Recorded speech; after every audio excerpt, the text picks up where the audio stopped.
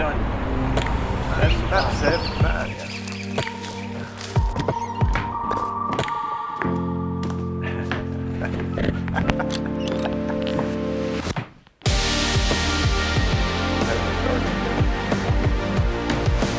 Dean Fletcher, Yes. you are here by popular demand. Oh, George McCoy and Tom Cry and several others that I won't mention. How do you know George? Oh, my dad built a house on North Lee Highway down from George's house in probably 1952. And Dr. McCoy, you know where Dr. McCoy, George still lives there, right? That was his dad's house. What was your dad's name? Charlie Fletcher. Did he used to go to breakfast with George? No. But anyway, he built a house down from George, and then I went to, Dr. McCoy used to make house calls. He's one of the last doctors made house calls, and he'd come to our house down the road, North Lee Highway. And then we went to school together, me and George too. We went to high school together. Like, were y'all in scouts together? Or? No, not that I remember. You just knew him? Yeah. What was George like? Oh, George is, he's a smart guy. Was he smart? I know he's smart now. Was he smart? Was it obvious he was smart? Yeah.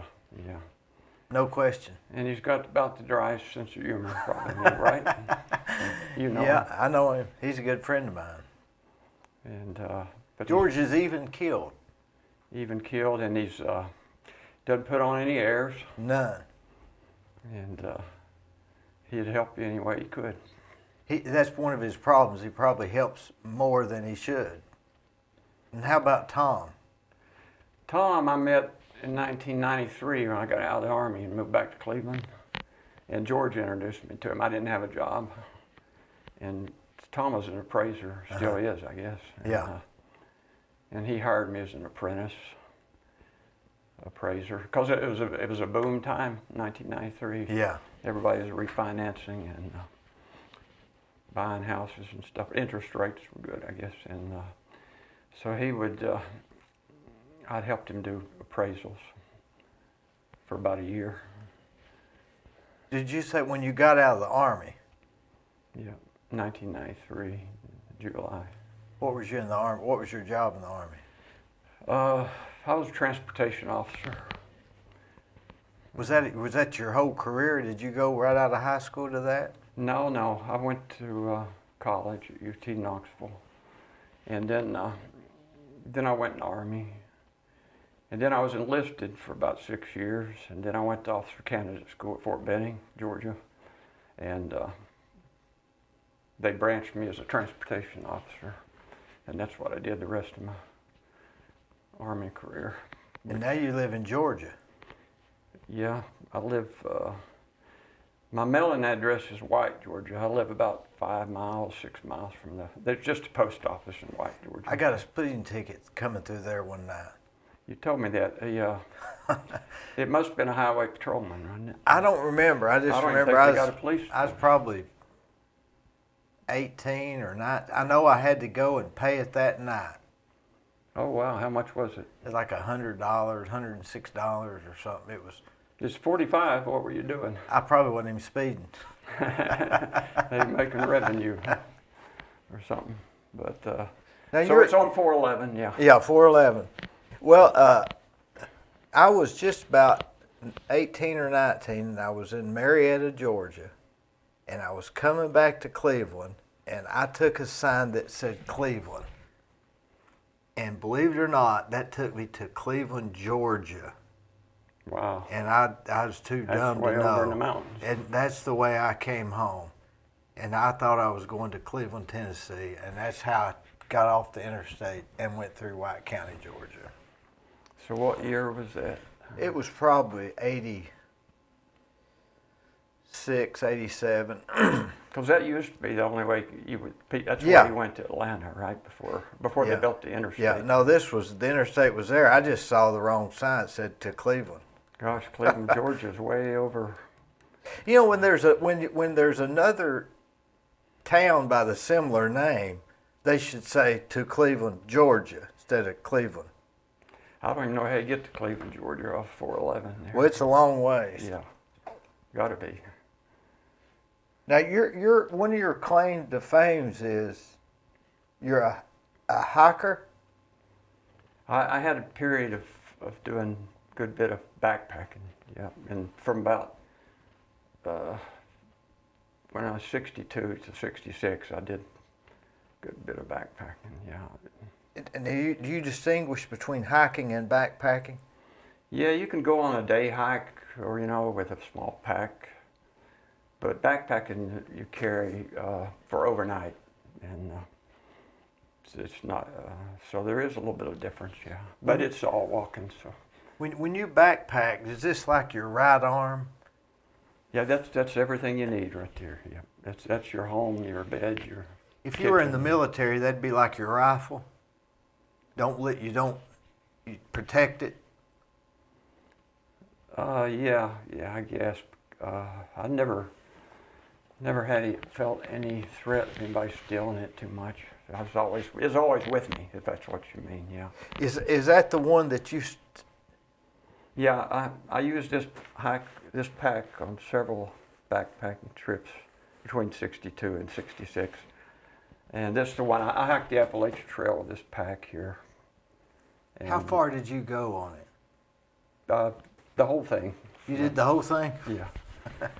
People would ask me when I was hiking, they say, how far are you going? I tell them, try and go all the way. So, but yeah, from Springer Mountain, Georgia, to Mount Katahdin in Maine. Yep. So the Appalachian Trail, right here, Appalachian Trail starts where? Springer Mountain, which is up above LJ. You know where LJ, Georgia Yep. is? And ends in Mount Katahdin, Maine.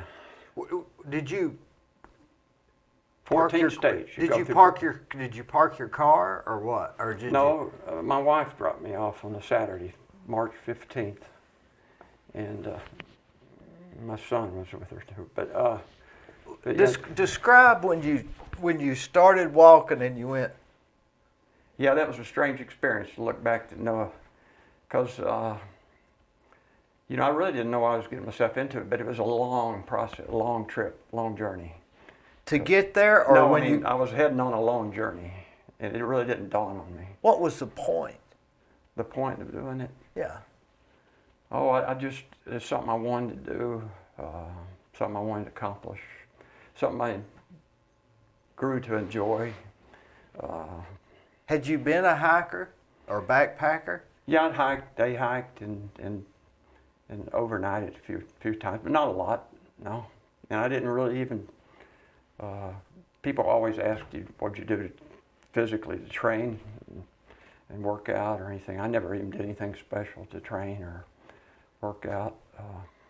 Did you study on what to take? Yeah, that was a process, yeah. I kind of the ideas first came to me, started germinating in my mind in late 90s, and I hiked in 2014, which I should preface all this. It's been 7 or 8 years since I finished my hike. So you're talking in 2014 is when you went on this trip? Yeah, is when I through hiked in March 15th to August 29th, 2014. All right, so March the 19th. 15th. March the 15th. I stepped off Springer Mountain. There's a plaque there. And you waved?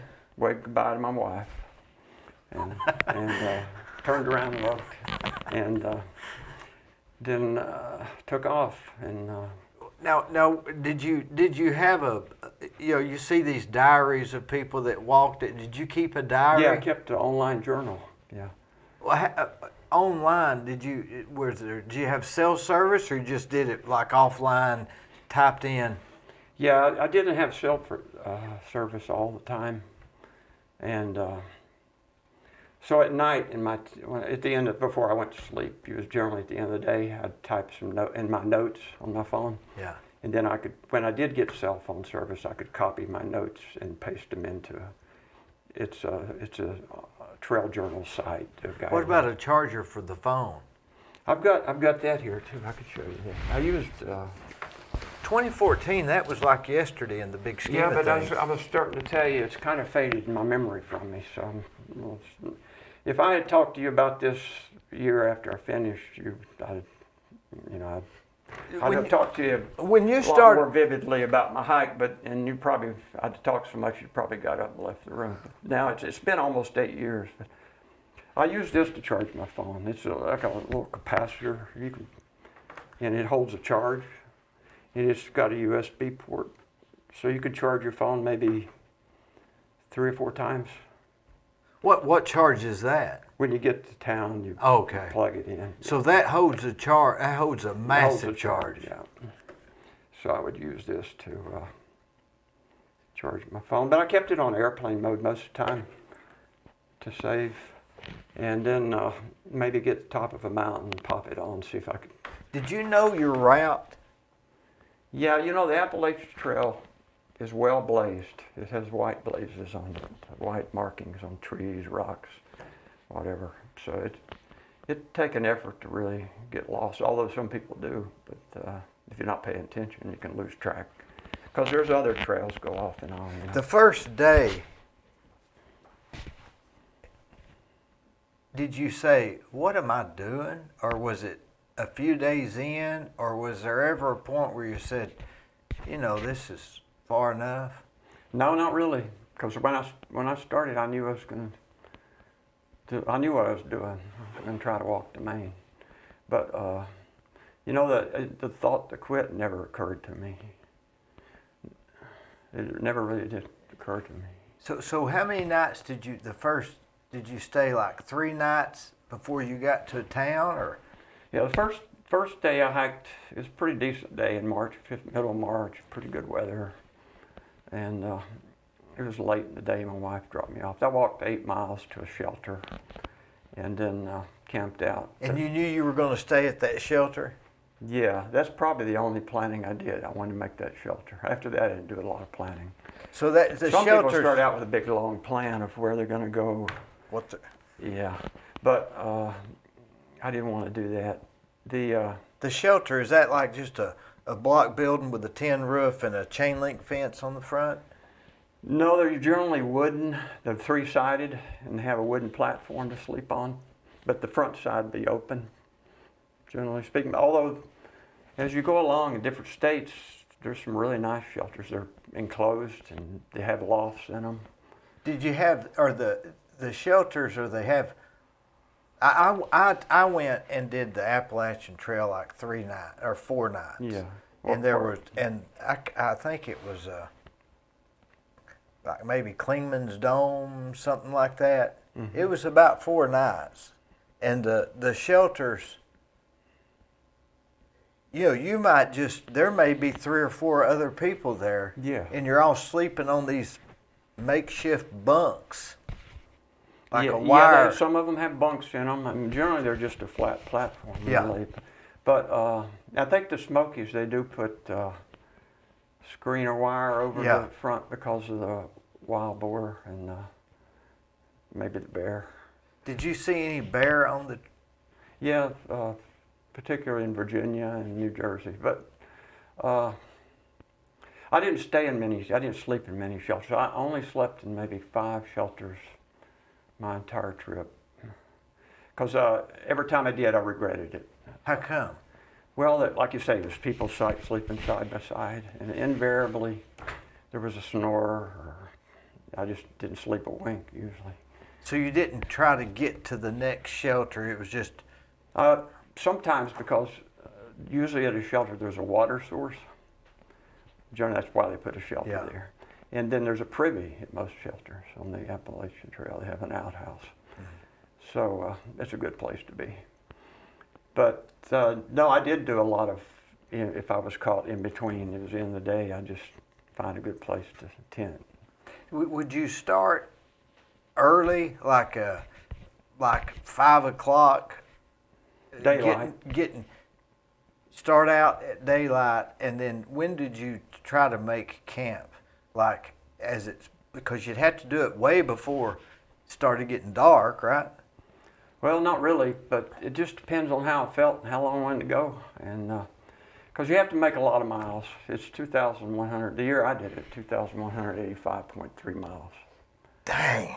So that's like going to Nashville. Nashville's what, 160 miles? Something like that, 150 miles? probably, yeah. So 150 miles. So going the Appalachian Trail would be like walking to Nashville. Multiple times. It's 2,185.3 miles a year I did it. 2,000. 15 times. Yeah, maybe if the math comes out. But that would be Except it'd probably be a little harder. a lot harder, yeah. In the mountains, and you're going a lot of. An interesting statistic about the Appalachian Trail is where they came up with this, I don't know, but if you do the Appalachian Trail, somebody estimated that it's 5 million steps, and it's you ascend and descend the equivalent of walking up and down Mount Everest 16 times.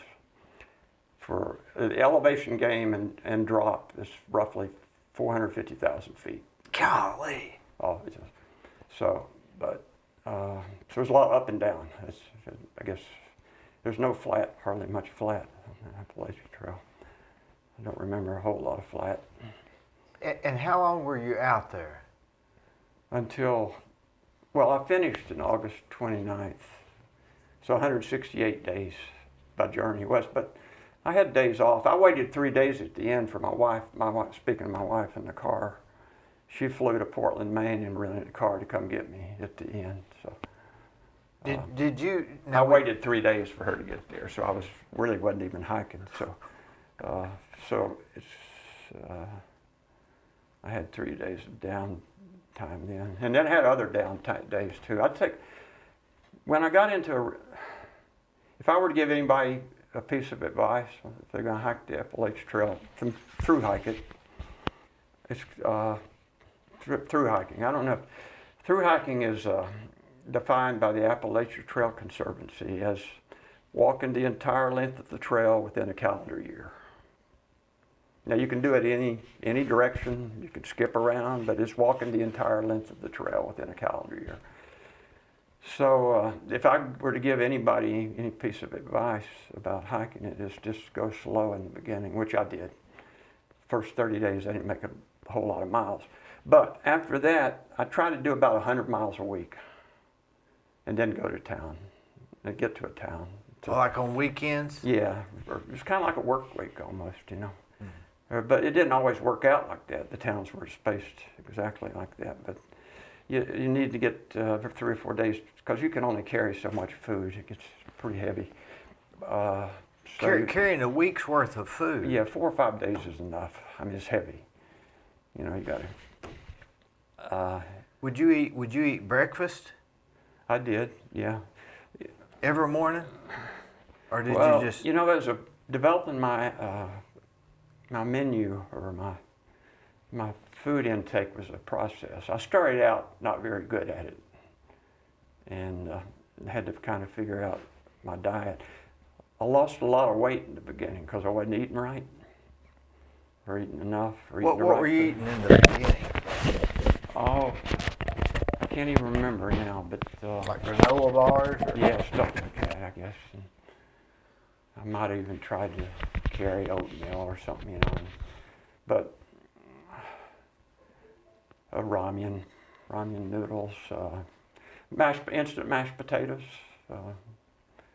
summer sausage, stuff like that. In the little packets? Yeah, you know the summer sausages, you can buy a little small. Mm-hmm. Slice that up, some instant mashed potatoes, and it's pretty good. But well, you put some water in it and stir it up, and then put it all in there, and it works. Yeah. But then I for breakfast, I eventually developed what I like to eat was you know those instant breakfast meals that you get, Carnation instant breakfast meal, different flavors. Yeah. And then I would heat water and then put one of those in, make it like a hot drink. Yeah. And then mix granola in it, and that made it a nice breakfast Or cereal. even oatmeal, maybe put some dry Yeah, I oatmeal. didn't care for oatmeal. You have to clean your pot, and it's messy and takes a while to cook. Because you get up and you're ready to go pretty quick. So Because like you say, like you were talking about, usually daylight, the birds wake you up mainly in the summer. They're so loud. But you get going as quick as you can, so you don't really want to sit around and eat breakfast. Because you got to make miles. And, So when you got up, you had to heat. How about eat some coffee? water, make some coffee. You'd have to have coffee, right? Yeah, instant coffee. Could you make it without food, but not without coffee? No, I needed to force myself to eat because I lost a lot of weight initially, and it wasn't good for me. I probably lost 30 pounds in the first month.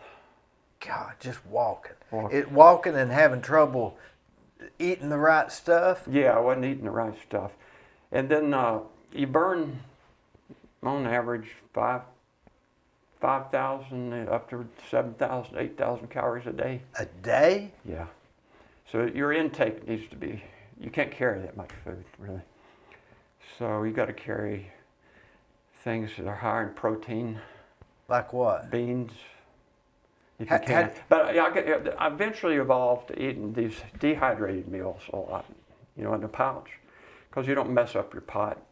You just boil water, put it in, let it sit for 8-10 minutes. You eat right out of the packet? Yeah. And then it's just garbage to put in your little garbage bag.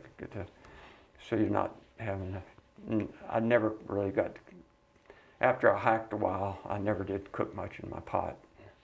But yeah, protein's a hard thing. But the main thing is when you get to town is to eat a lot. Oh. Yeah. When you're finally getting to that town and you have a map, right? Or you just follow the white dots? I had a data book. And you followed the white markings? The white blazes, yeah. But I had a good data book.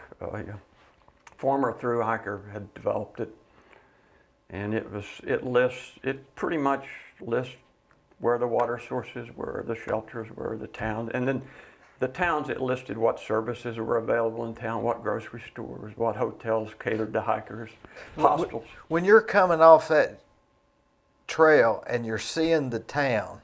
Well, generally you don't see a town. Sometimes you go into a town, but generally you'll cross a road and the town will be down. For instance, like the first road crossing you come to is like day 3, Neal's Gap. It's above Blairsville. And you can either go to Blairsville. Yeah, you can go to Blairsville that way. So you're going from Ellijay to Blairsville.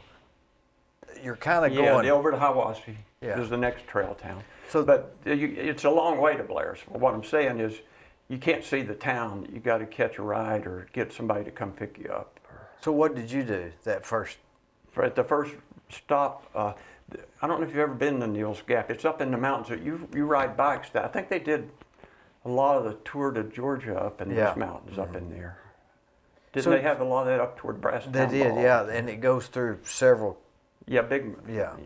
So there's an old stone outfitter up there. You may have seen it. It's right on the trail. I haven't seen it. It was built by the CCCs. But it's an outfit store, and they have resupply stuff, food for hikers. So when you got to that first place, you flagged a ride to that? No, there's some cottages down below it. And I rented a cottage with 2 other hikers. Had you just met those hikers? Yeah. Because I was going to tell you, the first day was pretty decent weather, and I walked the 8 miles to that shelter, Hawk Mountain Shelter. And then about 3 o'clock in the morning, the sky broke loose. It was just terrible, hard rain, right? Pouring. Yeah. So I laid in my tent. And, I didn't just want to get up and start packing, because you have to get out and pack your tent. A wet tent, that makes it heavy. Yeah. But I couldn't avoid it. It wasn't going to quit raining, so I got up, and it didn't stop raining. Why didn't you just raining for the next 3 days. Why didn't you just stay there in the tent? Well, I You'd eat up all your food, wouldn't you? That I didn't figure out. I figured I had a long way to go, and I didn't want to make 0 miles my first day, second So day. you get up and pack while it's literally raining. Literally raining, yeah. So I didn't go far that day. I went about 6 miles or 8 miles and said, this is enough. Got to another shelter. And then I got there maybe in the afternoon. And, Do you like make a but fire? it didn't quit raining until I got to the Neal's Gap. For 3 days, it didn't quit raining. It was just so dried out there at the cottages. You get to wash your clothes at the Yeah, cottages? they had a laundry. Do you have to take money with you? Yeah, I carried some money and a debit card. Yeah. What would you say you spent? Like, Not much, actually less than when I was at home. like Just food. $10,000? Food. Or For $5,000? total cost, people have averaged it. What would it cost? I've heard different numbers, 5,000, 6,000 or something, because you will stay in motels and you will buy food. I always tried to get a room in a town if I could, but I stayed in a lot of hostels too. There's a lot of support network as you go up the AT in towns with hostels, and which I didn't even think about hostels in America, right? No, they didn't. They were just basically bunkhouses, Yeah. and they're real cheap. They catered to hikers, and they could be $15 for a night, But they usually had a laundromat or a washing machine or Take a shower. shower. Yeah. They could charge $50 That's for the shower. that's what it boils down to, the basics of do some laundry, get some food, take a shower, and then you're ready to go again. Right? That's all you really need in life, right? That's what it would, you talk about that with enthusiasm. We could live like that now. Yeah. But we have all this Stuff. and it drives me insane. Yeah. Yeah, that's one thing that was the beauty of it, is you learn what you really need to live as you go along. How little, Have you ever studied that Maslow's hierarchy Yeah. of Shelter. food, shelter, clothing, and that goes on up the ladder? Yeah, until you get to, social contact or something on the top. Yeah, and then you start actually Do another. reversing or something. But it broke it down to basics. Yeah. And that's what was the beauty of it. And I don't know if that would ever leave your life after doing it. So I said I hiked when I was 62. I started my hike when I was 62 years old, which is kind of late in life in some ways, because there's mostly young people, or there was a variety of people hiked the Appalachian Trail. A large group of young people before maybe they just got out of college, or they're getting ready to start their life, or had a bad relationship or something, and they have the time to do it. Right? Yeah. Because you have to take 6 months off. Now you probably couldn't do it. Right? You couldn't do it. Unless you You just couldn't shut do down. it in your 30s, 40s, or 50s. I don't think. If you had a career, yeah. I met a few people who had some stuff, tragedies or something in their life, or some kind of significant event that they wanted to just get away and reboot. But by and large, it was young people, and then a few smaller group of older people. So I was 62, and I finished when I was 63. But I did some more hikes between 62 and 64.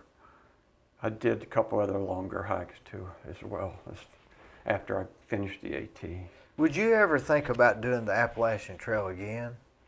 I'd love to. My wife probably wouldn't let me leave for 6 months. It was hard on her. And physically, in your mind when you get old, you like to think you could do what you can do when you're young, but your body, you got to realize, it took a lot of balance and a lot of, I don't think I have the physical fitness to do it. When you I'd got, like to think I did, but and you might. I mean, you there was a look guy did it this year. He set the new record for age, 83. But he'd hiked. He's one of those guys who'd hiked the AT or some trail, and it became their lifestyle. He just didn't quit hiking. So and that happens too. You like it so much, or it becomes addictive. The lifestyle. Is it more the life? You think it's the lifestyle that becomes the most addictive? Yes, I think so. Because it's such a simple. About all I had to worry about each day was about the biggest decision I had to make was when I was going to quit or how far I was going to hike. Or I might try to set a destination, but if I didn't feel like I could make it, so I really didn't have a lot of decision making to Well, make. when you're sitting there in the morning and you get up and you've put your tent up and everything, and you're going to heat up some oatmeal or something, Mhm. fix some coffee. Yeah. Do you carry the coffee cup with you as you're walking? Yeah, as you pack up and kind of sit it down, do a little more. Especially in the beginning, it was cold. Cold weather. Yeah, we forgot My about hands cold would weather. get cold, and I have to put my hands in my pocket here. Because from March 15th till April, it was pretty bad weather. It was cold in the mountains. I got it's caught in like- a couple It's snowstorms. like 10 degrees cooler, right? Or 15? Yeah, I got caught in a couple snowstorms, and the Smokies were absolutely miserable for me. It was like sideways sleet. I got there probably late March in the Smokies. And windy. And windy. And no views. It wasn't, it was just head down, try to stay warm and dry, which you couldn't.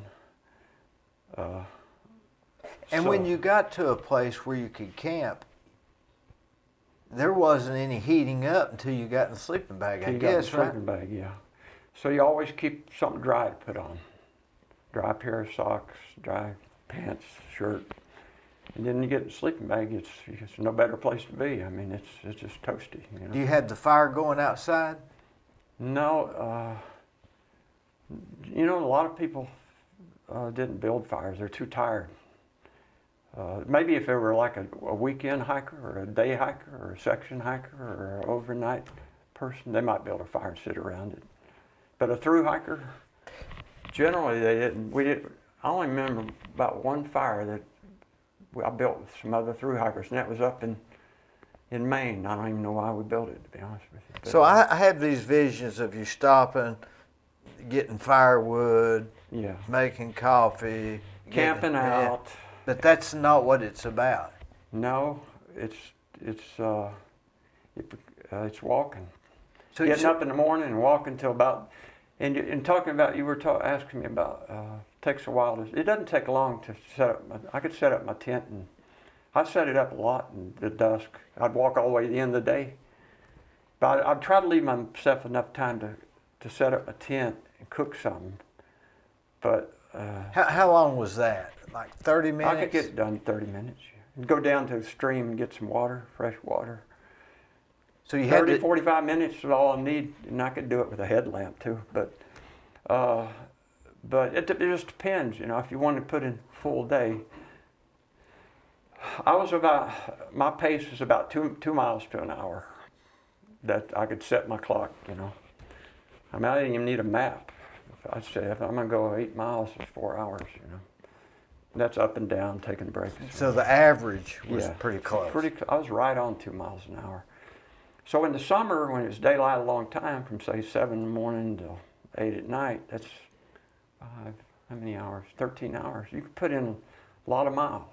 Do you stop and eat lunch? Do you say, Yeah, hey, all it's time? that's factored into the 2 miles an hour. Did you say, okay, I'm gonna get a granola bar out here and eat while I'm walking, or did you say, okay, time for lunch, let's stop, Did you cook a hot meal, or was it more just a? Generally, I ate lunch, and then it could be something like what I mentioned, the mashed potatoes with something in it, tuna in it, or you get those tuna powder, but. Or it could be as little as like a tortilla with put tuna on it with some mustard on it, or A tortilla with mustard? and tuna. Oh yeah. Roll it up, like a burrito, I guess. I've never heard of mustard on tuna. Or mayonnaise. You put mayonnaise on it, right? On tuna salad. You made Yeah, tuna yeah. salad, yeah. Did you have the packets? Yeah, you get them at like a fast food place. You get some condiment packages, some hot sauce Yeah. or something. Wendy's has really good.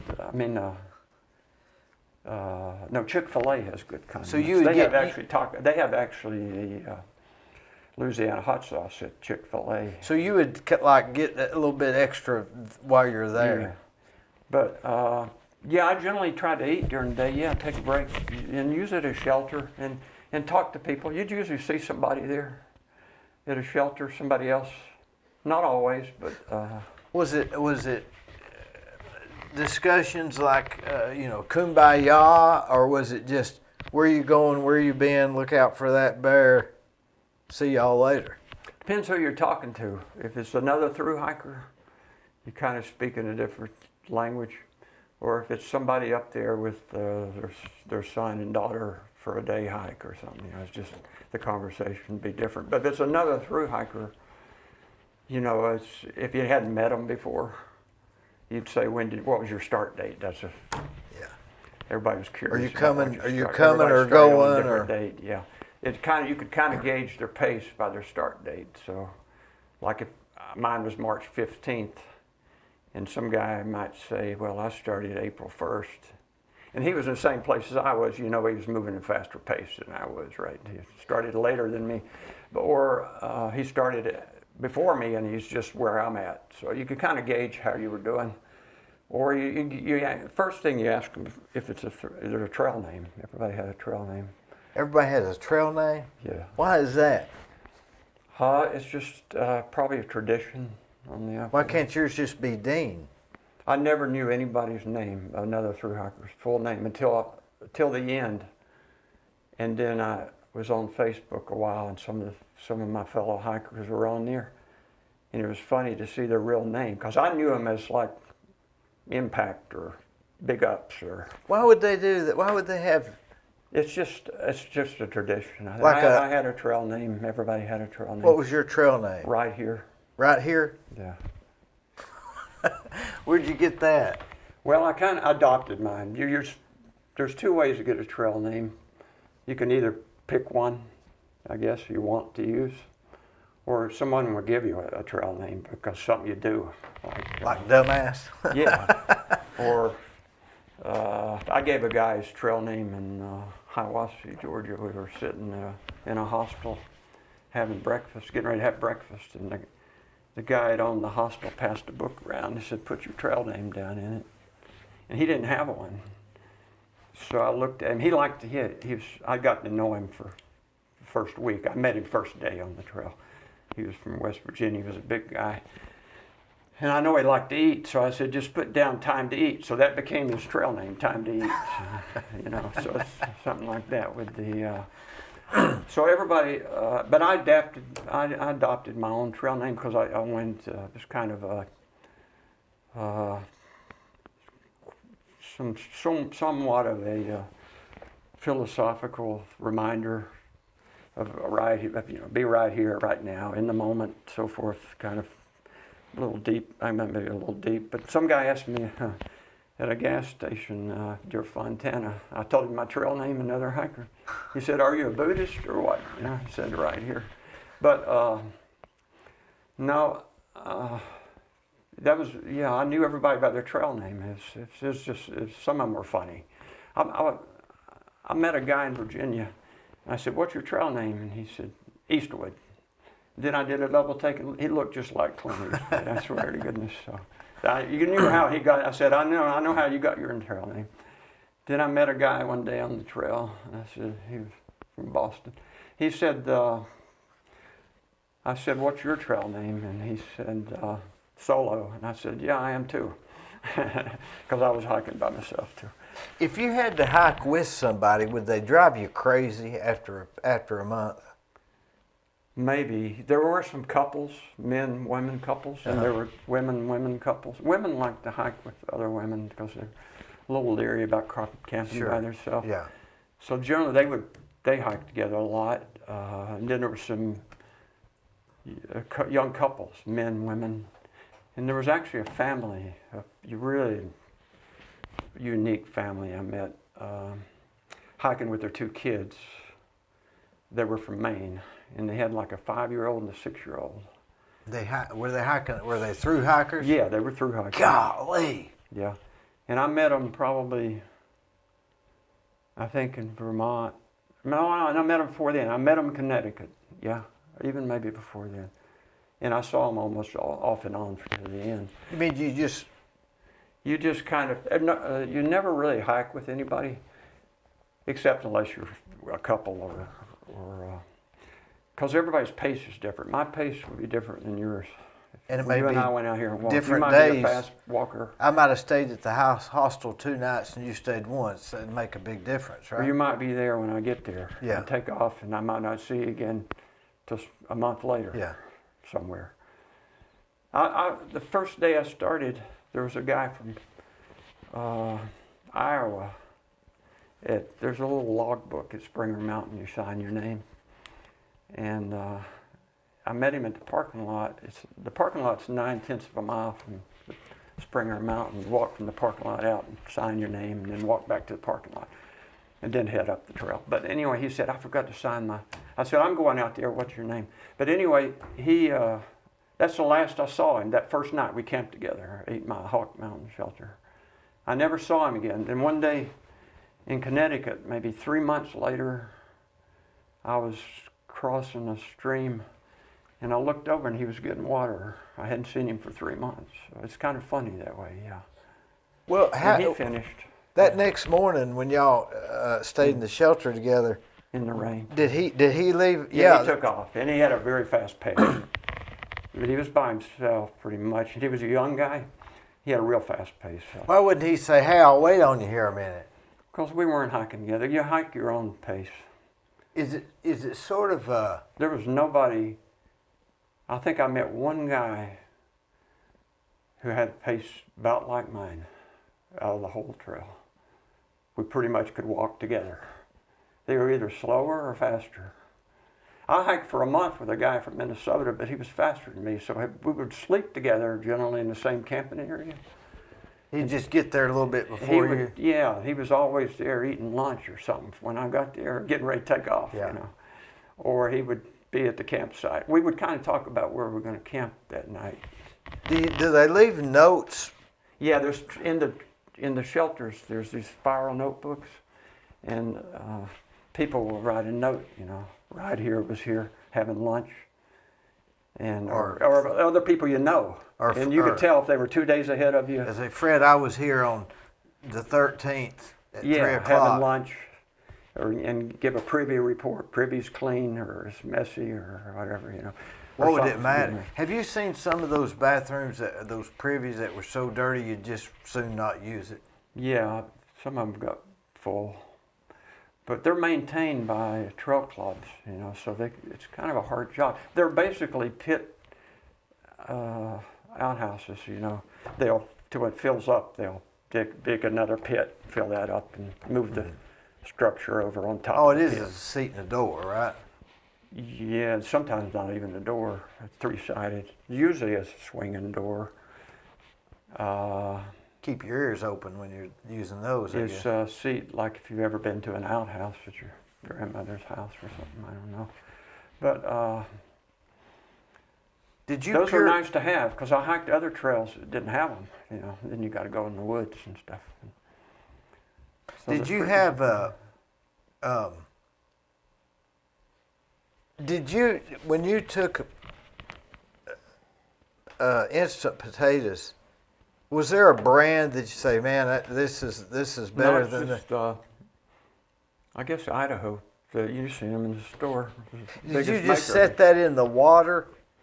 You know what? Down south, particularly, I resupplied a lot at Dollar General stores. So whatever Dollar General stores had. So these full packets. So would you put that in the water? No, it's a powder. And usually, if it's a big bag, I wouldn't even carry the whole bag because everything's about weight. So I would put the powder in a Ziploc bag. So you boil water, turn the water off, drop your mashed potatoes in the water, and it's pretty much mashed potatoes. I don't know. I'm not much of a cook. You know. Stir it up. Yeah, I've got my pot and my stove here if you'd like to see Let's it. take 5 and empty that out.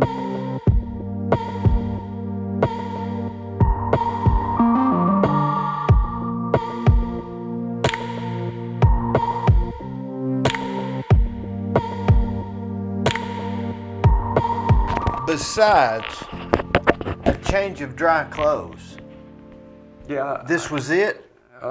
This was it, except clothing. And more than one, I carry 3 pair of socks. So I like to keep a dry pair to sleep in. And I carried a couple T-shirts. So the dry pair of socks you would. Yeah, in try other to words, keep you only slept in the socks. dry socks. Yeah. The same pair. If it was raining for 3 days, then you wore wet socks and wet boots. And there's just no way about it. Get up in the morning, but if it quit raining, I like to have I always carried 3 pair. That's kind of a luxury. You could get by with 2 pair of socks, you know. So the less weight you carry, the better off you are. So obviously. So then you took what? 2 pair of pants? 3? I took a pair of long pants and a pair of shorts. The kind you zip up. They didn't No, have just those hiking pants. I don't like the ones you zip. They kind of rub my legs around. And I just then shorts, especially in summer. What about a coat or jacket? Okay, maybe a fleece, and then a coat. You layer. In the winter, my clothing was different when I started in March as opposed to summer. I mailed stuff home in Pearisburg, Virginia, when it got warm. That was a good place because it warmed up, and I had I had more clothing in the winter because it was cold. Did you have to say, "Do I really want to mail this home"? No, I didn't want to carry the weight. But you knew that the winter was over. And I didn't get any of my winter clothing back, even though it gets cold in New Hampshire and Maine in August. I didn't get any of my winter clothing back. I had a winter sleeping bag. I started out with a 0-degree bag, but I finished with this bag here, which is about a 20-degree bag. So if it's 20 degrees outside, yeah, are you warm in here? That's what it's rated. Are you warm? But you know, that rating's kind of false. It's usually 5 or 10 degrees. You really start to get uncomfortable around 25 or 30 degrees in this bag. In other words, you're not going to die at 20 degrees. No, this is a summer bag. That's why it's so light and small. But a winter bag is a little bigger. It had more down in it and more loft. Mm. Heavier, obviously. Down to 0 degrees, yeah, a little heavier because you want to get rid of the weight. Right? So then you had your. How long does it take to? This is the air mattress. Air mattress. And this is obviously this is not heavy, but you carry it for 8 or 10 miles. I guess it's significant, right? Every ounce counts. It's 1 pound. I can tell you what that is. That's 1 pound. So was this worth the carry? Yes, because it insulates you from the cold ground. Like I said, I didn't sleep in the shelters. How long did it take to blow this up? Oh, a minute or 2. That tire you out? Yeah, you got to be careful. Don't hyperventilate, right? Especially in the higher elevations. Like I hiked the Colorado Trail when I was 66, from Denver to Durango, and I stayed above 12,000 feet, 13,000 feet, 12,000, 13,000 feet for weeks at a time, and there's not much oxygen. It can make you sick out there. I don't know if you've ever been to Colorado in the high elevation. No, but I've been in some higher elevations, and I never have really noticed anything. But on the AT, no, you don't. The oxygen level is significantly higher at low at 12,000. It makes some people sick, nauseated. It takes you more breaths in to get the same amount of oxygen. Yeah, you have to so when you blow on this, But on the AT, this wasn't hard to blow up. There was, only the highest elevation on the AT, 6,000 feet, a couple of times. Now, when you blow this up, does it have that valve where the air won't come back out? Yeah. Mm-hmm. So you. And there's a valve on one end for blowing in, and a valve on the other end. You pop it to let the air out. So at night you gotta squeeze all the air out. This one really packs well.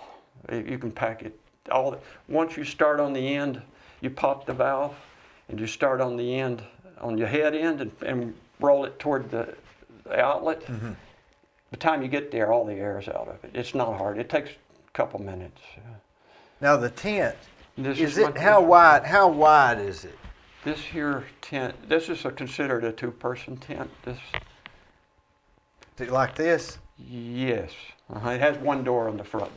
This particular tent. Now there's a million different kinds of tents. Right? Zipper in the tent, and then I have a footprint to go under on the ground, on the dirt.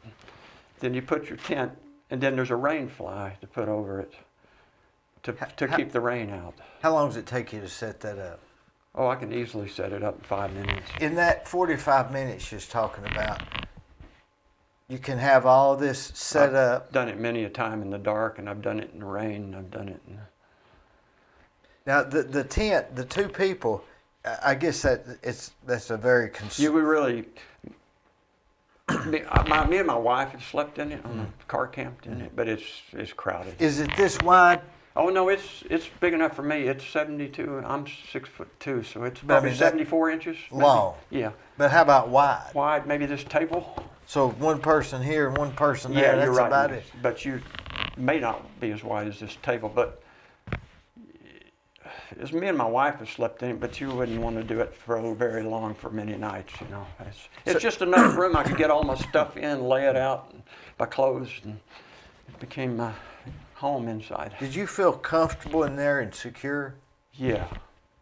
It was just I loved my tent. I felt like it was my home. Any light in there? I carry a headlamp. You know, you put on your head. That you can hang it from the... That you recharge in the hostel or whatever? Well, they run on batteries, the headlamp. And then, yeah, so the tent probably weighs, I'm thinking, 3 pounds. This particular tent. And there's a million different tents, a million different backpacks, a million different sleeping bags. And, you know, you kind of try to get, the lighter you can get, a lot easier it is. The more weight you got on the back, the more miserable you are.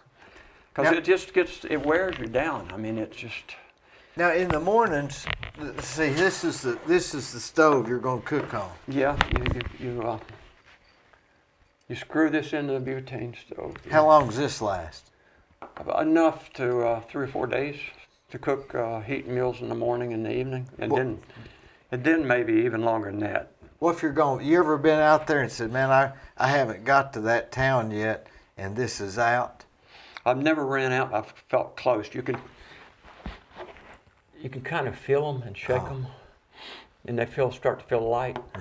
But then, yeah, you cut back on your cooking. Yeah, you don't. And you heat, and this is the water? Yeah, that's my pot, and generally I just use it to boil water. See, this screws on top of here. And then I would eat out of this here. Or out of the pouch or whatever. So sometimes you just put the pouch in here and let it heat the pouch, right? No, those dehydrated meals, you boil your water and pull the water in, and then you have to wait 8 or 10 minutes. And they have some delicious meals now. It's become like a cottage industry. There's all kinds of variety, like Thai food and macaroni and cheese. Oh yeah, lasagna, you name it. I mean, chicken and dumplings. What about you couldn't take a Army MRI yeah, or could. MRE? Yeah, those are dehydrated meals, but they're heavier than. Were you in any of the wars? No, I wasn't. I came in late, and I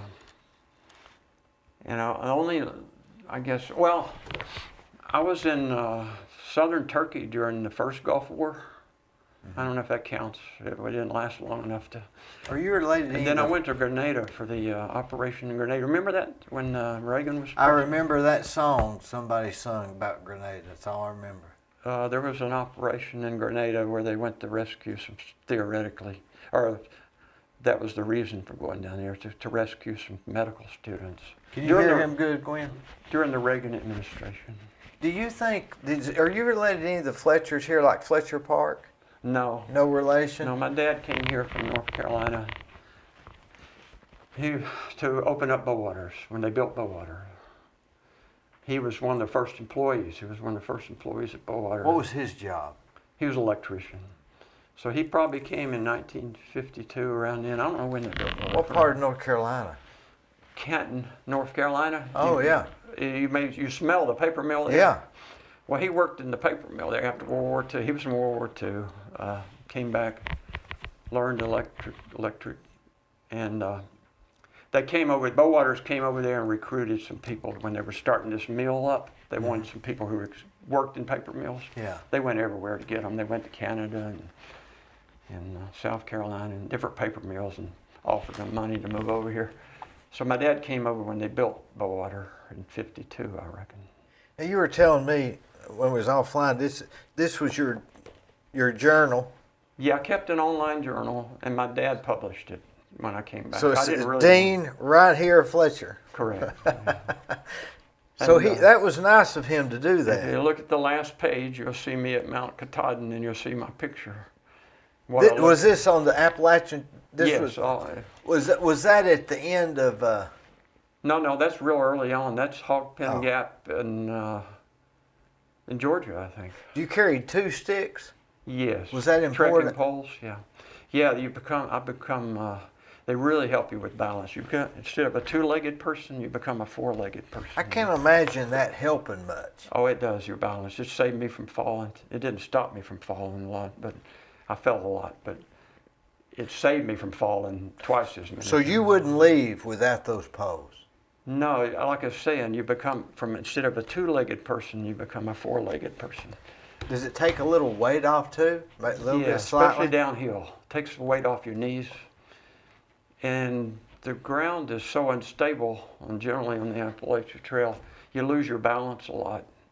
And it helps you catch your balance. Sometimes you can catch your balance with the pole and not fall. Does this, if I read through this, does it give accounts? Like I'm I did a freezing? daily entry for 168 days. I'm going to read this. Yeah, you can have that. I really appreciate this. But I'm going to read one a day at Okay. night before I go to now bed. it's not No, it's on the fly. Pulitzer Prize. No, it's on the fly, right? No, it's like some days I was too tired to write anything, you know. The reason I kept it was my dad was 90 years old. He lived here in Cleveland. And he thought this was the craziest idea he'd ever heard. Me, 62-year-old man, going out hiking for 6 months. So I did this journal so he could sit at his computer and see where I was at and not worry about me. Like email it or something. He could look every morning if Oh. I could do it every morning. Now, I didn't have cell service sometimes for 3 days, right? But he could keep up with your where I travels. was at. And so, but the days I didn't have cell service and I couldn't post them, he would get real worried about if I was hurt or something. But that's the why I did it. In the meantime, he wrote books about his life and self-published, and he wanted to do this. Well, this is a good job. I mean, it looks good. Yeah, I did an entry, and a picture every day too. Do you sell many of these? No, I don't try to. Oh. My dad used. Is that your tent? That's my That's tent. this tent. Yeah. And it tells where I'm at and how many miles I hiked that day. And so if you want to look at it free without the book, you don't have to. Yeah. It's trailjournals.com. Trailjournals.com. Yeah, and the people keep journals from all different kinds of trails. You name a trail, Pacific Crest Trail, Continental Divide Trail, whatever. Trails all throughout the world. They post their journal on that trail site, on that website. I'd say some people, if you could make a living doing it, they'd do that, wouldn't they?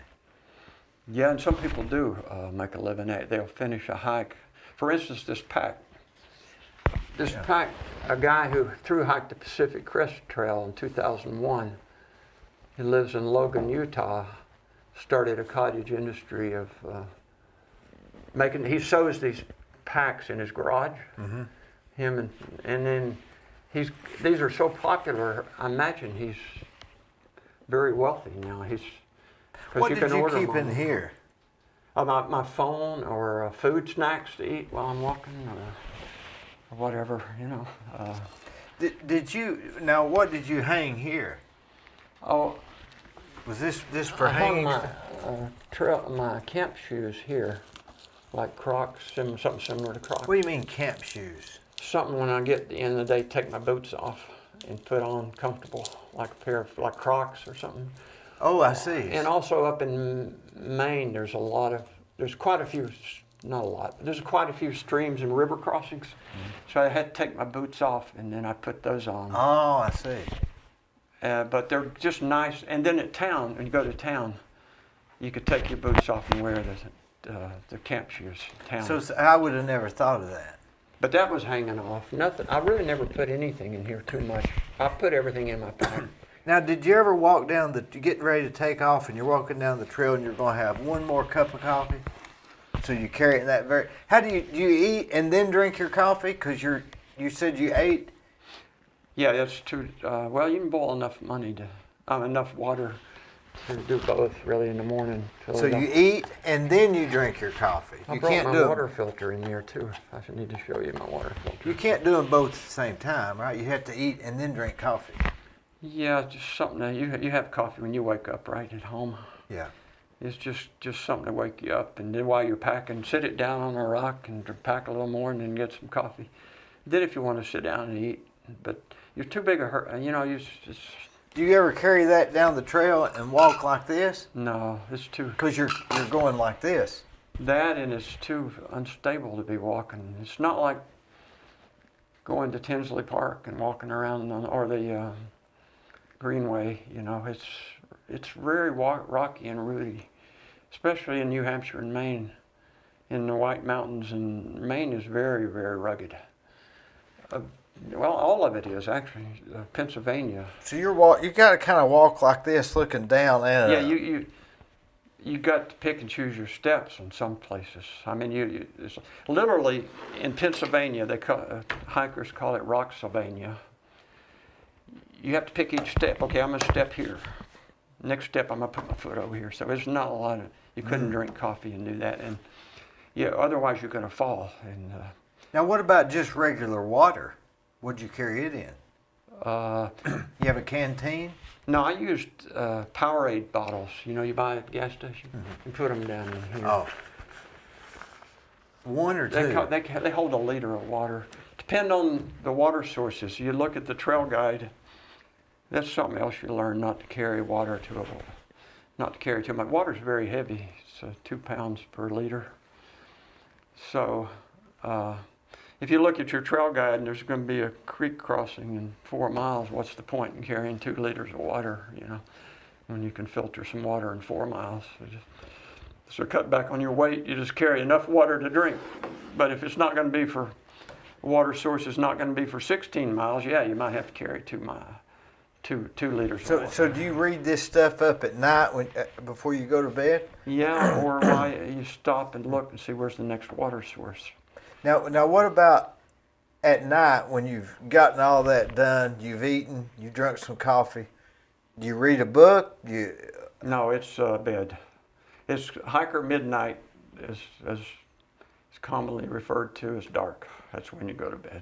There's nothing, I mean, you're not going to watch TV or watch a movie or a ball game. You can't. And I had days many days I walked 20 miles, 26 miles, 23 miles. And you're just daggone tired, you know. And you can't turn your light on to read because your battery's going to go dead and you may need it in 3 days. Well, I'd use my headlight, but I'd turn my battery on my phone. But you wouldn't want to carry a book to read anyway, No. I started out with a Kindle. thought I'd want to read before I went to sleep. Yeah. Heck, I was lucky to even write some notes at night before I was just conked out. You know, so. So it was nice, and I try to camp near a stream or a river, preferably, because it's so nice to sleep by. Did you ever whenever I've been camping, I always could feel the slight unevenness of the ground, and that drove me insane. I like to find a level spot, yeah. If you don't find a level spot, you're going to roll into one side of the tent, or you're going to roll, or your feet are slide down. Or slide back to the tent. I really spent most of my time looking for a level spot. Can you pick out a Which level? Is not always doable, but can you just about now look at a spot and see that spots that's level? Yeah. After all those years of. Yeah, or you take your Powerade bottle and it might be half full of water and use it for a level. Sit it down on the ground and see how kind of. It's you learn. It almost becomes a skill. Yeah, it sounds like it. And it becomes, you could tell pretty incredibly, you can get packed up, unpacked, and get to walking. And other through hikers, they learn the same skill, and it's just. Are hikers or backpackers, are they more of a recluse type people? Are they chitty chatty? Or different sports have different personalities. What would you classify the I'd say different backpacker? personalities. Yeah, not very chatty. Really, you're not. You might have a little time before dark, before you go to bed, to sit around and talk to somebody about where you came from, or I'm going to be in Damascus, Virginia in 2 days. That's my plan, or 3 days, or kind of make plans, and I might see you there, or. You don't ask anybody if they got any extra coffee or nothing. That'd be rude, wouldn't it? Probably, yeah. I've had people give me food, just because they were getting off the trail and say, "You want this? I have this left over." Yeah. Or something. Yeah. That's acceptable. Yeah. Especially like somebody's come out for the weekend. They've had too much food. And you take it, obviously, right? Yeah, obviously, yeah. So it's equipment becomes. You might start out the first 2 months talking about your equipment with somebody sitting around. What are you carrying? What's your pack? What kind of sleeping bag you got? But after that, it becomes pretty focused on get something to eat. Your topic of conversation becomes more food oriented than equipment. Equipment's not going to really get you to Maine because there's so many different types of equipment. But you try to get as light as you can. I saw people. I'm not a light hiker. I usually carry 27, 30 pounds. Leaving town with 3 or 4 days of food. Going into town, I could be down to 20 pounds, eat up all my food. But food's really generally the most heavy. What would they eliminate from this? I mean, this is pretty They basic. don't carry a tent. They might carry a tarp to sleep under. They don't carry a stove. Might not cook. So a tarp versus this is 3 pounds. This and this is how much? Probably 4 pounds. So they might carry a tarp, which would be 1 pound, or less. See, I saw people hiking down to carrying 12, 14 pounds, but they weren't as comfortable as I was. They didn't have the sleeping pads to sleep on, or I even carried a pillow, blow-up pillow. Didn't weigh much. Is a pill in here? Or is it No, separate? But yeah, it was nice to be comfortable. But to me, they never appeared to be comfortable. Those people, they were like eating dry. They didn't cook. They didn't carry a stove even. Some people, they'd eat dry ramen, or something like that. Dry food, or just packed dry food. Now, what is all their points to do? I mean, where do you think the they're lighter going? it is, the better. But where are they going in this travel? Is it more of a religious, going for the religious experience, or the personal satisfaction, or the sightseeing? The goal of doing it, to set a goal for yourself, and then the lifestyle of it it's simplified. For nothing for 6 months, I had nothing to think about but walking. For the first time, I was 62. Before you start school, which in my case is probably when I was 6 years old, that's your childhood. You don't have any responsibility or no decisions to make. Well, at 62, I was in the same situation. I was just walking. I didn't have any. It was just it's simple. For once, nobody was telling me I had a schedule, or I didn't have a schedule, or I wasn't telling myself I had a schedule. That's what I told you. The first day was my only scheduled hike, to hike to that first shelter. After that, it was just, if I saw somewhere I wanted to camp, it was nice, I camped there. So there's no escaping simplifying life On doing this. when in normal life, right? Yeah, I bet you can, yeah. If you can, you've seen documentaries about these minimalists, and I could really get to where they're going. yeah, where they minimalize. Yeah, I mean, You may have seen some of those. Yeah. So But we've got all this stuff that we think we need. Yeah, you've got. What's in your closet? I got 15 pair of pants. Probably, yeah. You know, do you need 15 pair of pants or Some people say that having too many clothes in your closet, a couple T-shirts? just the decision of making, of trying to decide what to wear actually adds to the stress. Just if we take everything out like that during the day, there's no telling what stresses us out. Yeah, a lot of stuff that you think you need. Of course, you get back into it in life. You get off the trail, you get back into the, you know, it's not a simple world. It's not the simple world you live in out there. I bet people in jail, not that jail would be good, but they do have it. They say some people that in jail for a while and get out, they want to go back in. Yeah. Because it was. Yeah, they probably incarcerated, right? They become what they call it, institutionalized. Yeah. And they don't have to make decisions anymore. But I don't know if it's similar. I'd like the thing about this, you're out in nature, and there's something eases your mind to be out in nature. I mean, it's been proven. There's something about walking is good for stress relief. There's something about being out in nature is good for stress relief, right? Yeah. And being out Everybody quiet, knows right? that. You can get out where you don't hear any sounds. There's nowhere we live in town hardly you can't hear a road sound or some kind of noise, right? Noise pollution. But actually you can get out in the mountains still or other places and You have to actually really hear silence and it's almost makes a noise of itself, you know. A humming. I've noticed that. Yeah. So it's I like that part. Yeah. So first, it's really now this is really getting philosophical and deep about a through hike. And like I say, some people make a lifestyle of this. They do. The Triple Crown of through hiking is the AT in America, the Pacific Crest Trail, and the Continental Divide Trail. Of course, I've just done one of them, but some people do all of them. But because you get addicted to it, the lifestyle. It's just. You think it's the lifestyle. lifestyle. You can't go back to the. But I had to go back. Back to my point is, it's almost like a metaphor of life to really get deep about this. You start at Springer Mountain, you learn to walk. Like I told you, the first 30 days I learned to walk. I didn't walk far, but I learned how to walk.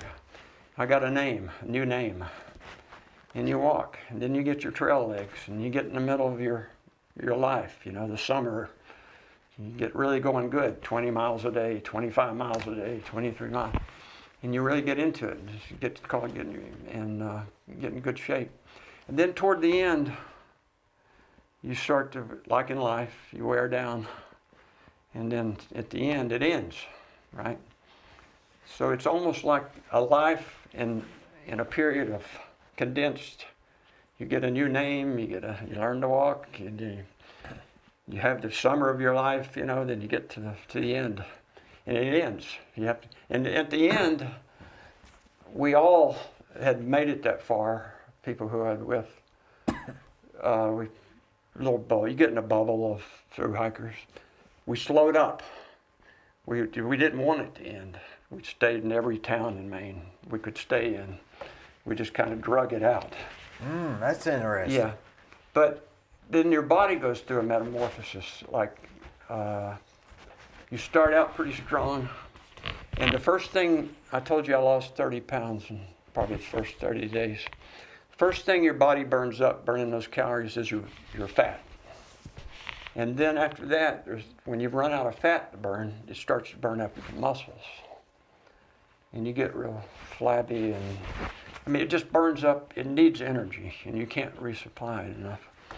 And then, so at the end, you're really spent physically. And it affects your mental state too. Like Maine, there's 281 miles of the Appalachian Trail in Maine. It's all hard. And it's almost like it was like a dream state to me, you know, because my body was spent. It was like, you know, you hear people go out in the desert or somewhere and fast for a certain period of time, well, and they hallucinate or whatever, you know. But I wasn't. It definitely affected my mental state, and my body was spent. And one guy did he took pictures of himself every day, did a through hike, did a portrait of how he changed to the end. It's amazing. It's amazing what happened to him. His face, he started to look older and older and older and drawn. And you'll see my picture in the end at the last page. Look at the very last page. You'll see me in Maine. I don't look. Oh like yeah. The last. Do you see me? Right here. Yeah. So I looked. My wife kept saying I looked really old, but it does take its toll physically on you. Wonder why that is. Because you burn up all your resources, your fat. But were you? I probably finished in the 150s pound. I started maybe 190 something. I had to wait. Is this the first picture? Yeah, signing at Springer. Yeah. If you had to get in a fight, would you rather fought that guy or that guy? The first one, because I fell real bad about 100 miles toward ending and tore my rotator cuff in Maine, and I couldn't even pick up my pack.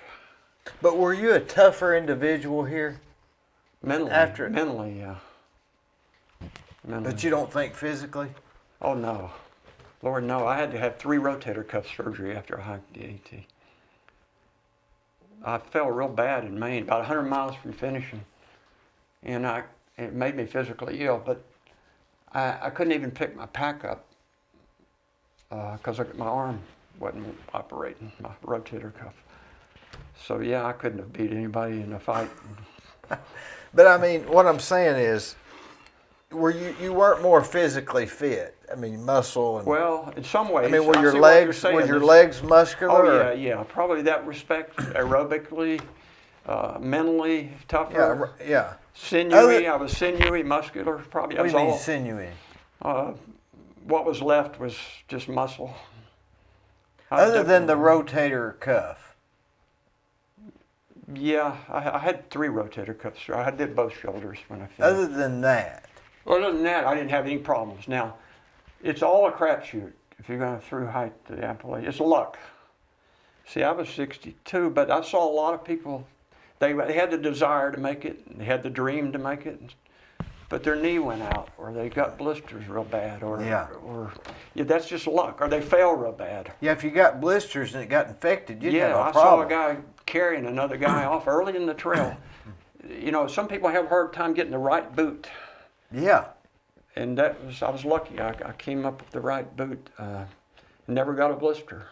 But some people could never. They kept switching footwear the whole way, trying to figure out. They fought blisters the whole way. But then some people's knees gave out, or their ankle, or other things, and they had to get off the trail, and they didn't want to. And it's kind of sad. So I never thought about quitting, but I always knew, especially at the end, that I could fall and hurt myself. And of course, if you'd had some of those other issues, you might have had to stop. I would have had to. Yeah. I couldn't have continued. In 2019, I went up to Vermont to do the long trail. I was probably 2019. How old was I? 2 years now. 68. I was going to do the long trail, which starts at the border of Massachusetts and goes to the border of Canada. How long is it? It's 172 miles, I think. Yeah, roughly like that. Maybe 200 miles. And I did the first 100 miles, but I went too fast. I didn't follow my own advice. I thought I could still hike like I did when I hiked the AT. And I got an Achilles problem. I had to quit, and I didn't really want to. I kept trying to get back on the trail because you hate to fail at anything. But I physically was going to hurt myself, so I had to quit. Yeah, I would have fallen and hurt myself really bad. It's pretty rugged up in Vermont. And when you got back, what were your revelations? Probably the ones we just went over. What really do I need? You know, what stuff do I need? You know, shower, do some laundry and some food. Now shelter. It boils it down to that pyramid you're talking about. And And you know, maybe today, maybe in today's society, we're not necessarily carrying weight; we're carrying things. yeah, we're carrying things. Things. Yeah. That become a weight. And you get rid of that as much as that you can. You look. I mailed stuff home continually for the first 30 days, like the Kindle or clothes. If you weren't using it, the common thing was people would tell you had experience. If you're not using it, mail it home. If you haven't used it in a week, you don't need it, right? And that's very true. So I've mailed home stuff everywhere. I've mailed home stuff. Well, my wife came to. She drove to Franklin, North Carolina to see me, and I'd send stuff home with her. She came to Hot Springs, North Carolina to see me. Anywhere she could drive down south. Yeah. And the last place she drove to see me was Damascus, Virginia. And then it got too far for her to drive to see me. But then every time I sent stuff home with her, you know, or tried to get as light as I could. But I could only go so light because I wanted my creature comforts. And So in the beginning, you could have sent all that stuff home, but you didn't know it. I didn't know it until I realized I wasn't using it or didn't need it. You know, so. You know, life's like that in a way. We don't need all this pressure. We don't need all this stuff. We don't need all the weight. And we don't need to keep up with somebody else's pace. Right. Hike your own hike. Hike your own hike. Yep. Go for your own Let reasons. them hike their own hike. Go for your own reasons. Yep. Set your own goals. Follow the rules. And you spend a lot of time with yourself. If you don't like yourself, you know, you talk about, you know, you have a lot of time to think and talk to yourself. And You're talking about a whole week. You probably went a lot of weeks without talking to another soul. Well, generally you'd run into, the Appalachian Trail is a very crowded trail. Thousands of people per year go out for weekends. In a week's time, would you see 10 people? Yeah, something like that. Maybe across, they'd be coming, or they'd be But hiking, it's or just at a shelter. It's not a big long. It's not stop. It's just No. hey, y'all doing fine. It's slick up there. Now in town, you talk to people. You're shopping and you're doing your laundry and you're staying at a hostel or a hotel with other hikers. Mm-hmm. And that's really the joy. I hiked with people of all walks of life. You know, I hiked with people from England, Belgium, Germany, and then all sorts of people from America, different ages, different backgrounds, everything from lawyers to you name it. They had different walks of life. So that was always interesting to see how they were living their life and what they were up to and what stage of life they were at. But like the guy from Minnesota, he was my age. He may have been a year older than me. We were similar, but he had worked in concrete. He was an engineer in Minneapolis, and civil engineer. And I hiked with him for about a month.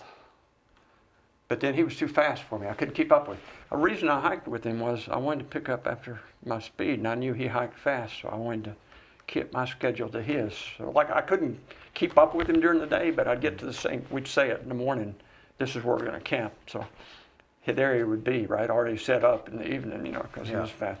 But I'd still make the same miles as him. It just, but yeah, back to the philosophical part of it, it was, there's a lot to be said for it. And I try to remind myself of that too. Yeah. But yeah, after that I did when I was 64, I did the John Muir Trail in California, which is 221 miles. It goes from Yosemite to Mount Whitney, or I hiked from Mount Whitney to Yosemite, which is, I couldn't get a permit from Yosemite to Mount Whitney.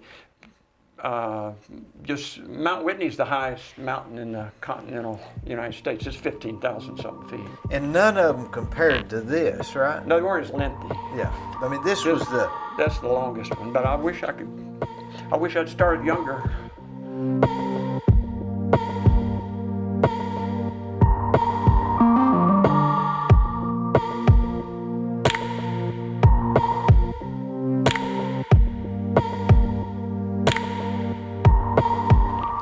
So, Dean, I see this as a lot like life. We start out in the beginning thinking we need more stuff. Well, you develop that over the years. You don't start that way as a young No. baby or as a young child. Right? Start carrying more stuff. You start carrying more stuff as you go to school and you go to make a career and have a family. And yeah, Wife you carry wants a lot new of stuff. car, and Yeah. you want a new truck, Or a 76-inch TV or whatever, you know, or and then as you go, you start realizing. You think about those people that. it accumulates. Have you tried to move? When's the last time you moved? Oh, You probably I wouldn't want to move. It'd Yeah. take forever, and I don't even know what I we got. recently moved, built a new house, and gosh, I had too much stuff. So I got a dumpster, and I threw away 2 dumpsters full of stuff. I said, if I'm going to ever move again, I'm not moving this stuff. It's like you duplicate yourself, right? Did doing this Appalachian Trail? Did it teach you a lot of that stuff you didn't need, and you wished you'd have gotten rid of all that stuff earlier? Years ago, yeah. Now, what about not necessarily stuff, but pressures of, they said that about me, they said that about me, what about this, what about that? And psychological pressures, are they weight too that we didn't need, that you found you didn't need on the Appalachian Trail? Yeah, I was going to talk about that. The people who do it and the people who along the corridor of the Appalachian Trail are kind of like-minded, but you cannot have 1 ounce of negativism and through hike it, because you can't let that enter your mind. Otherwise, the weather is really bad. You know, you just don't think negative about anything, or I haven't bathed for 4 days. You know, but nothing. No negative. I don't remember thinking negatively about anything. You just kind of embrace it. Back when you were at your regular job, your regular warrior years, Yeah, were I had you a lot more of negative? negativity come in, and I was trying to compare myself to other people, maybe, or try to be somebody, you know, or try to, so I could sit around and say, I've got this, you know, I've got an RV camper, or I've got a bass boat, or I've got. I'm not successful until I have a bigger house. Yeah, or I've got a BMW, or I've got instead of. Or they all like me now. Yeah. I can relax. They Yeah. all agree Or with I have me. breakfast with a group of people every morning, and we compare notes. And it's like Facebook. That's what Facebook is. You Yeah. compare yourself to others people. Yeah. That's why I'm not on it. You compare your life to other people's lives, right? So out on the Appalachian Trail, you're not comparing your life to anybody, not even other thru hikers, really, because everybody's doing it differently. You're not comparing it to anything. No, it's just yourself. And they're all doing it for different reasons. And they're doing it different ways. There's some people don't carry. My hike was to carry a pack from Georgia to Maine, carry all the stuff I needed. Mm-hmm. But some people don't do the hike nowadays. They don't do the hike that way. They will stay in a town. They get a shuttle and they'll carry a day pack, and then the shuttle driver will pick them up at the end of the evening. And they'll go back to the hotel or hostel, right? So it's called. So, but that's fine. They're hiking the trail. My concept was I wanted to carry my pack, which is probably why I had 3 rotator cuff surgeries. But you wanted to get the full effect. That was my hike. Okay, but there's people who go southbound instead of northbound. Yeah, would that have made a difference? Yeah, in some ways, because you start out a lot healthier and fresher, and you're not spent physically in the hardest part. I see. You were doing the hardest part at the end. But you don't have your trail legs, so in some respects, you don't have them. Maybe it's 6 of one, half a dozen the other. 6 of one, half dozen the other.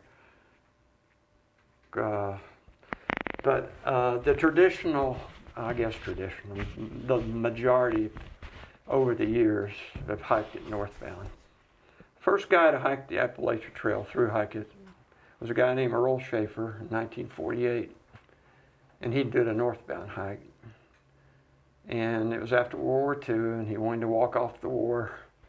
And he was the first recorded through hiker, Earl Schaefer. He was in Pennsylvania. He did another through hike in his 70s, but he had to have some support at that age. You know, he had people kind of supported and helped him.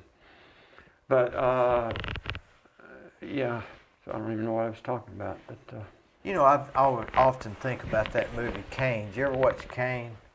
I'm not familiar with it. Is that the name of it? Was it Kane? Where that guy, Citizen Kane. Citizen. Anyway, in the movie, he was always walking. Went from town to Now, I town. learned to love to walk. I really love to walk. Do you think there's something that's rhythmic Yeah, it's about with it? the sticks too. That's rhythmic. You That's- become almost like that's like almost- I say, a four-legged animal. It sort of calms you down, sort of. It's almost like a metronome. Yeah. Oh yeah, just being out in the woods and walking calms you down. They've taken mental patients and taken them on hikes, and it just helps them. You know, helps them. Their mental state calms them. You know, isn't it funny that Nature's something beautiful about nature. there's something about it that they hadn't quite figured out why, but they know it does. Yeah. But, you know, you'd mentioned earlier some of the people that were going to do the Appalachian Trail because they were wanting to reset their they had life something, a divorce, for maybe, whatever or for whatever reason, somebody had died. whatever, went bankrupt or Yeah. whatever. You almost think, why don't they just what helps them to get over that is getting rid of all their stuff, Yeah. lightening their load, and being around positive people. so why can't we just do that here without hiking the Appalachian Trail? Well, You see what I'm you saying? can do it. I think it takes an effort. It's hard to do because you've got a career, right? You can't do it. You deal with people every day, right? You can't do it. You've got all You- kinds of encumbrances and schedules to meet and people to call and Health insurance. You got to have health insurance. yeah. 'Cause Yeah, when that's why it's good to do it. I did it when I retired. see, when you got back, you had to have. What if you hadn't couldn't had do the it. insurance? Young people could do it because they didn't have anything to begin with, right? So too much. And an old person, like I'm 62-year-old, not old, but 62 years old, I could do it because I retired and I had an income. So it's almost really hard to do in between. You just almost can't do it. Yeah. Now you could Could probably. you take off 6 months? I couldn't take off Are 6 you married, days. or- Yeah, Your wife would probably have divorce paperwork by the time you got back. she probably has them, just hadn't signed it. But my wife knew it was a dream of mine, so she supported it. But I mentioned wanting to go do the Pacific Crest Trail, and she said, "There's just no way you're gonna."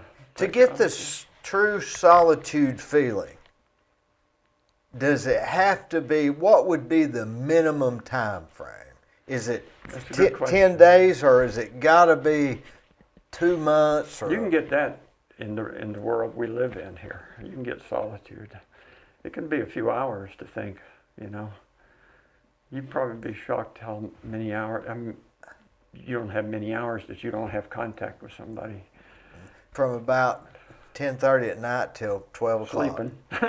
But now, to get this solitude, how long does it take minimum That's a good to question. get there? I mean, thought it's about that. 6 how hours many wouldn't get yeah. it, Yeah, or and a week wouldn't get it. 3 or 4 hours, but I that's one thing I thought about. I thought you were going to ask me about solitude, but I never felt alone on the Appalachian Trail, to be honest with you. I always had my thoughts, but I could go hours.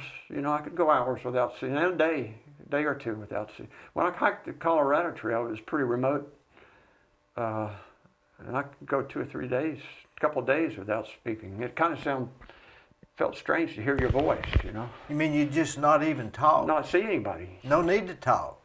Well, unless you talk to yourself. I talked to myself a lot toward the end on the AT. I got tired, and it kept going uphill, and I kept going up mountains, and it just was a really hard trail, and I just kept saying, okay, look, you've done enough to me. You've tested me enough. you've pounded on me enough for 2,000 miles. Let me rest, you know. Give me some good trail to walk on, where I can just walk instead of have to pick every step. But So the last so I 200. talked to myself some toward the end. So the last 281 miles was kind of uphill. It's up and down, a lot of mountains, and Maine is, I don't know if you've been to Maine, it's remote, it's not populated, and it's a lot of granite mountains, and they're granite, you know, they're slippery and they're rocky, and the trails have a lot of roots, and it's just up and down, and it's just not steady walking, like walking on a flat surface. You can fall easily. I bet you if I averaged out my falls on the whole AT, I fell 3 or 4 times a day. I mean, Is that right? yeah. I would have not thought that. Because you just can't get good footing sometimes, you know. You could And spring especially it. if it's raining and you get on that granite, it's like a granite countertop. It's like downhill. People complain about going uphill. I never complain about going uphill because, you know, you get out of breath and it's hard, but I never fell much going uphill, but I fell a ton going downhill. Legs going out from under me, or so. You could sprain an ankle real easy. Easily, yeah. That's what puts a lot of people physical things off the trail. And then some people get lonely. Then they get homesick. Those are other reasons to quit. Yeah, there are some loneliness. You get into Virginia. There's 500 miles of the Appalachian Trail in Virginia. It takes a month to get through Virginia, and they call it the Virginia Blues, because you're just walking and walking and walking. You think you're never going to get through Virginia, and some people get off. They just get tired of it. You know. Like how far And is I it? was tired of walking at the end. How far is it through Virginia? 500 miles. There's 500 So miles. that's how many days? Like I told you, after I got my About trail 5 legs, weeks? I was trying to do 100 miles a week, which is 5 days of good walking, going to town, and then heading back out. I take a 0 day. They call it. See, you get a. That's another thing. You learn to walk. You get your name. You learn a different language to speak. You take a 0 day or you take a 0 day, which means nothing to you, right? Yeah, what does that mean? So, like, I would camp 6 miles from town because I know I'd be going into Hiawassee, Georgia. I might camp 6 miles out, and I could get there in 3 hours, 2 miles an hour, right? Get up at 7, I'd be in town by 10. That's called a Nero. I consider it a nearly 0 day, anything under 10 miles. So in other words, I could get almost a full day in town. You were like Almost taking a a light day, Yeah. so you could almost trick yourself into getting nearly a whole day in town. And then about every 7 days, I'd take a 0 day, just let my legs rest. Not halt, just stay in town. Oh yeah. No miles. Not on the trail. Except the grocery store. Not on the trail. Not on You'd the never trail. stay there. Yeah, just hang out in town, eat, do laundry and resupply, and hang out with other people. But so yeah, I had quite a few zeros. Do you miss the newspaper? No, I didn't miss the news at all. I mean, that's 2014. I don't even remember what happened in 20. I'm sure some crisis happened or some. If you were walking, if the world was filled I with, forget what happened in 2014, but I missed 6 months of it. It didn't bother me a bit. if everybody was like the people that are hiking the Appalachian Trail, there wouldn't be any wars or nothing, right? No, they'd be too tired. You have to go to bed in the evening. There wouldn't be any racism or nothing. Everybody just be.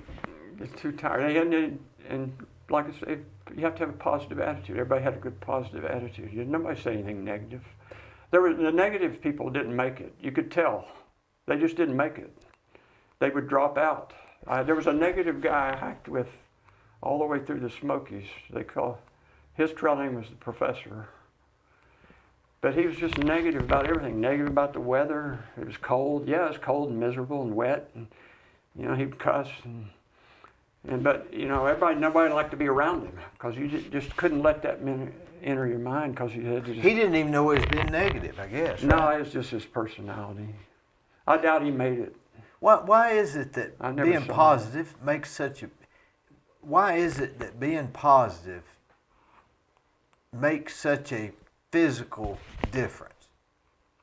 You think, how is the way I'm thinking going to affect That's hard to that? do back in the world we live in, right? Oh yeah. Especially if you turn on the news or the TV. Oh yeah, everything's negative. That's the way the news. You watch these It's morning all shows. negative. Yeah. You ever watch these morning shows? They'll have you good news and bad news, good news and bad news. You just got to keep watching. They say, "Oh, the boy died," and "Look who won the lottery," and it's all back and forth, and it just keeps you wanting to be engaged in it. Yeah, and actually, you're seeing more good news than I am on the TV. And I don't watch any news. I quit watching.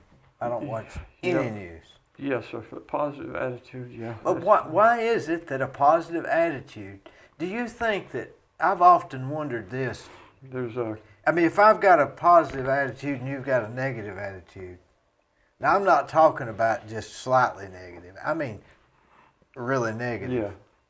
Then, or mine's really positive. We almost are living in two parallel worlds. Yeah.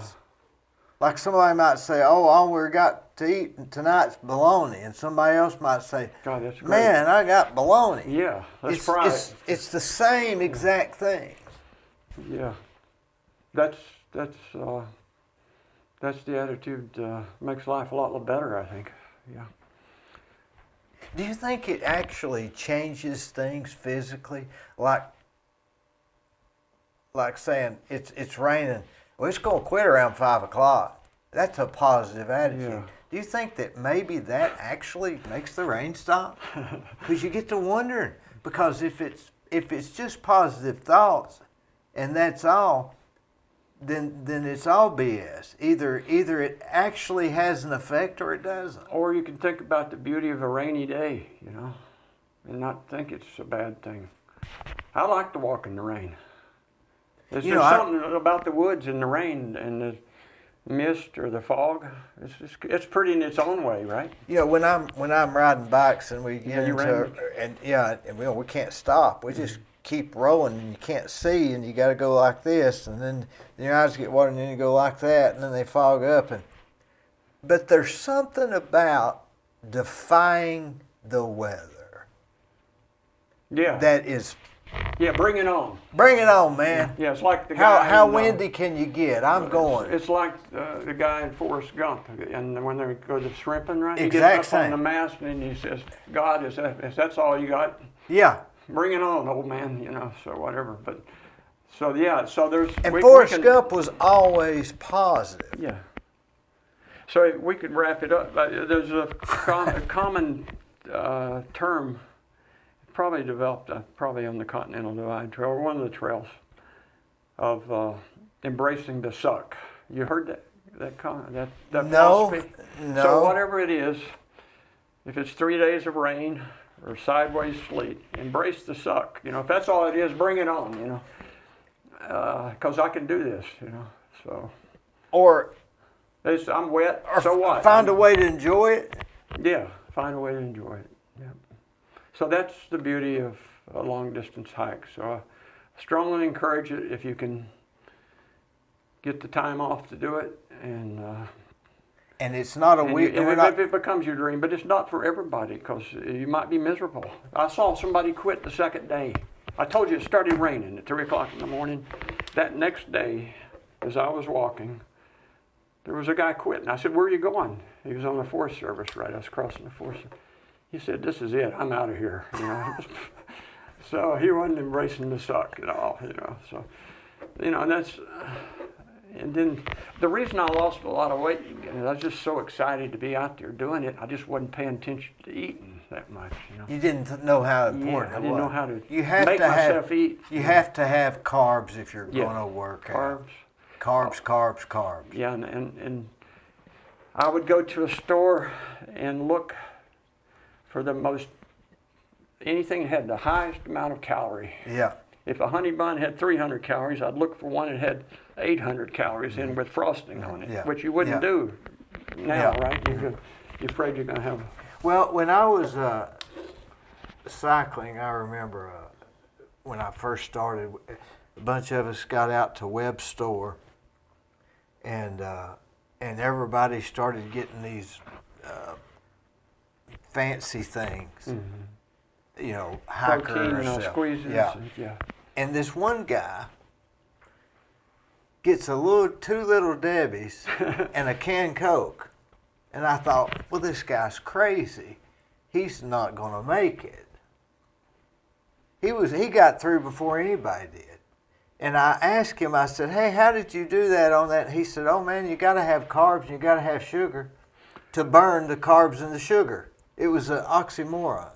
I couldn't have hiked the Appalachian Trail without Snickers bars, jelly beans, gummy bears, caramels, and honey buns. And then when I got up north, whoopie pies. If you know, they have whoopie I never pies. heard of up that. in Like a moon pie? It's like devil's food cake with real heavy cream in between. Did you drink any? When you got back to the towns? Did you drink a Coke? Yeah. Oh yeah, Coke's good. Yeah, good hamburger. I'll give you an example. What you can. There's a halfway point. The halfway point changes. The mileage changes every year. But how does the mileage change? They change the route and do switchbacks. Trail maintenance clubs. Oh, the trail's made by each state has trail clubs. Like I'm a member of the Georgia Appalachian Trail Club. I've got 1 mile that I've adopted on the Appalachian Trail from Unicoi Gap down to the road. And Unicoi Gap goes down to Cleveland, Helen, Cleveland. Yeah, Cleveland, Georgia. And the other way you go to, I forget where the other place goes, the other direction, maybe Hiawassee or somewhere. But anyway, I forget what I'm talking about half the time, but the mileage changes. So it means just a little bit as they. Oh, the mileage changes. Yeah, the mileage changes every year. But anyway, the halfway point. I was talking about eating. There's a place called Pine Forest State Park in Pennsylvania, which is the other side of Harpers Ferry, West Virginia, going north. It used, I guess, at some time that was the halfway point. Traditionally. So there's a halfway challenge. This is another tradition in the AT. You're supposed to eat a half-gallon of ice cream, right? As fast as you can at this store that's at this park. So it's in my journal, I ate a half-gallon of ice cream in 22 minutes. It said mint chocolate ice cream in 22 minutes. That's a lot of ice cream.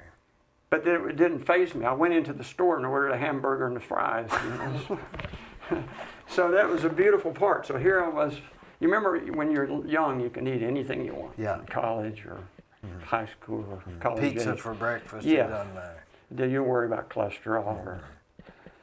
So once again, at age 62, I got to revert back to my youth, college. And I could eat anything I wanted to. I ate one night I got a pizza in a motel room and ate a whole large pizza, you know. Wonder what your blood levels were, cholesterol and all that stuff. Well, do you have any idea? Yeah, I did. Before I started, I had high cholesterol. I took a statin to lower my cholesterol. But I didn't take it on the trail. So when I came back, I went to get a physical. My cholesterol was lower than when I was taking my statin to lower my cholesterol. Blood pressure good and all that stuff? Oh, yeah. Yeah, I didn't. My cholesterol dropped. I mean, although I was eating 800 calorie Little Debbie's, a whole pizza and a half-gallon of ice cream, you know, so because you burn it, and that was a fun thing. That was a fun thing of doing it. So that's like an added. You know, you can't, if you're a person that's retired and you don't have to be around for, you almost gotta do something. Now, maybe it's anything that you have to be away for a while, that you can't have a lot of stuff, that it gotta have a lot of solitude with it. And I guess sailing, sailing's not exercise. You can do it riding a bike. You burn. You'd have to, but you don't get you get some solitude, but.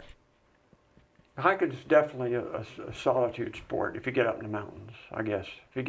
But it's a crowded world we live in. I've never gone on a trail that there weren't people. The AT's the Smokies are ridiculously crowded, right? So some of those parks, Shenandoah National Park, and But you could probably go a couple hours without seeing. Easily. Even if we were to go a couple hours without seeing anybody, it's a solitude still sort of and it's thing. nice.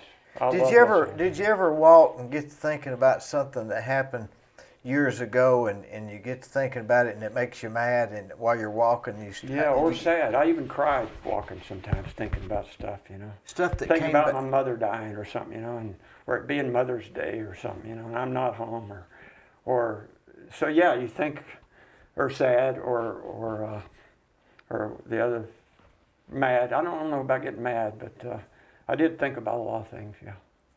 You really go through. You'd really have that'd be now being in solitary So confinement. we need to get you to shut down Burris construction. And They would follow me. I'd go with you if I could. If I thought I- I could make it, I'd go with If you. I did that, there would be people hike the trail and say, "We need you to build some of these shelters." Shelters, yeah. They'd be wanting me to do something. The trail clubs usually build them. That's the Appalachian Trail's maintained by trail clubs in every state. It was conceived, it's all volunteer, and that maintains them pretty much. Most of it goes through Forest Service land, and they help. Like there's blowdowns but yeah. Tell me the right here. We're right here, Dee. We're right here, right? Is that all that matters? It's all that matters. There's no place you'd rather be than right here, right? It's the only place you can be.